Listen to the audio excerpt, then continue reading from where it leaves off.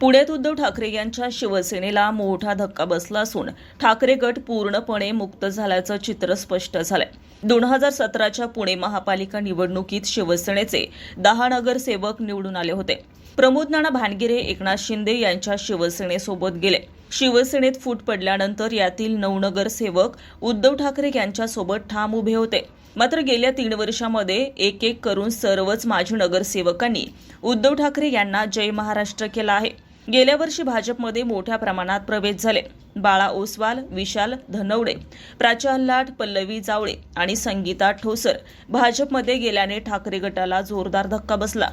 त्यानंतर अविनाश साळवे काँग्रेसमध्ये, श्वेता चव्हाण अजित पवारांच्या राष्ट्रवादीत आणि आता पृथ्वीराज सुतार आणि संजय भोसले या 2 जुन्या निष्ठावान शिवसैनिकांनीही भाजपमध्ये प्रवेश केला आहे।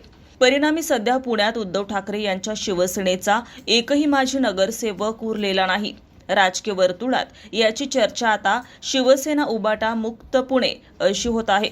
महापालिका निवडणुकीआधीच घडलेला हा बदल पुण्याच्या राजकारणात मोठी उलथापालथ करणारा ठरणार का, हे पाहणं महत्त्वाचं ठरणार आहे। रोकठोक महाराष्ट्राला सबस्क्राईब करा आणि बेल आयकॉनवर क्लिक करायला विसरू नका।